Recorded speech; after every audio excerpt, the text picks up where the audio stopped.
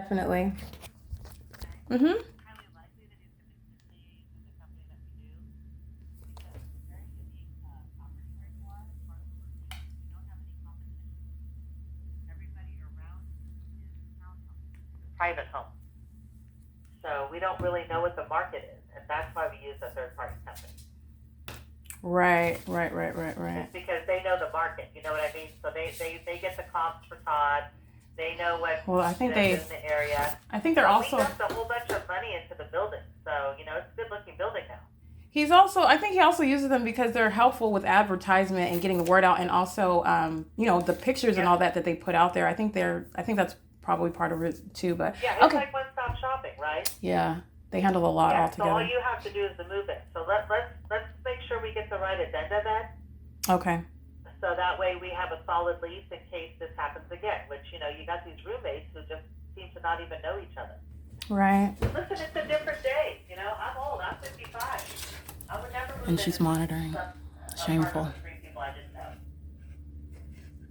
This is incessant audible activity. This is harassment while the entity is monitoring. This is the exact same P.O.C. while they're dragging a sign, and it's supposed to, it's the exact same demonic behavioral pattern. And this is in the workplace. The light source is over me. It's 11:01 right now. And you know what the first text is going to be? Landlord is not responsible for disputes regarding rent. Her voice is audible activity. She's going to federal prison. This is criminal facilitation. So, okay. Well, listen, I gotta run, but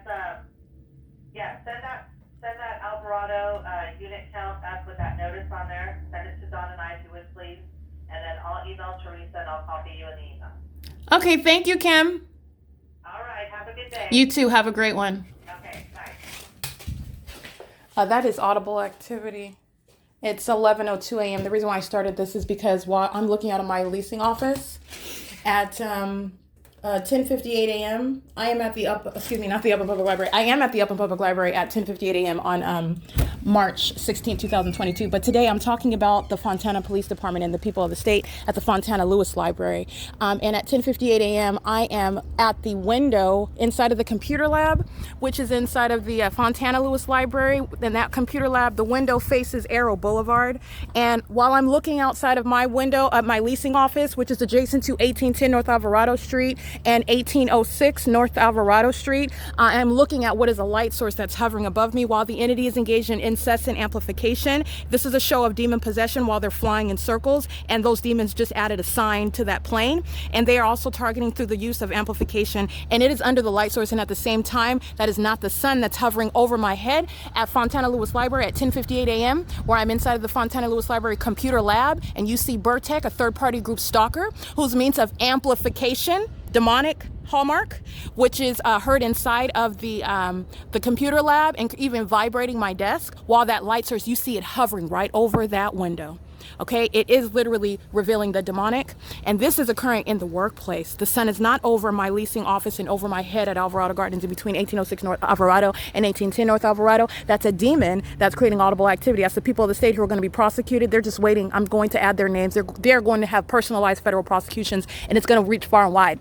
All that the engineered light is standing over, all that the light source is hovering over, it's incriminating all of them while they're monitoring with the state that's pacing around in plane engines and helicopters and flying over my office as I document them. You heard the voice of Kim Fletcher, which is the audible activity, while the light source is over me and not over the Fontana Lewis Library, where the Fontana police are documented engaging in the exact same pattern of conduct that the Los Angeles Police Department is facilitating and engaged in concert with the people of the state. The two are not occurring at the same time. And you are going to understand while I remain at the Fontana Lewis Library, as I heavily documented the Fontana Lewis Library, that light source remains over me from the beginning of the day. I'm even at the Fontana Fire Department, which is the John Roberts Fire Station, where the light source is over me at early in the morning, okay? And I'm at the Fontana Lewis Library at 10:04 4 a.m. As I reminded you, I'm going to upload that video so you can see that. And at 10:58, I'm inside of the library, and you're looking at the random placements of that light source. It's over me at the entrance.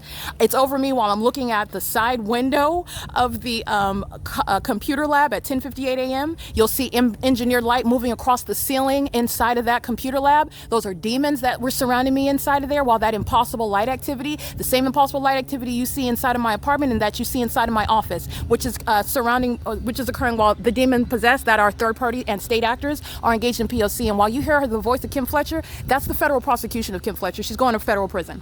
All right. And the entity is engaging in the criminal elements of monitoring while I'm in the workplace. And that telephone call is a means of criminal facilitation, while speaker companies is a criminal means, a malicious means, the corrupt misuse of a business for the criminal facilitation of federal group stalking and monitoring. And I want to be clear, while the entity is maintaining this light source over my office here, while I'm in on Los Angeles, California, and there is not possibly any sun at 10:58 a.m. visible through the window of the computer lab inside of the Fontana Lewis Library. It is, again, serving for what is the prosecution of the Fontana Police Department.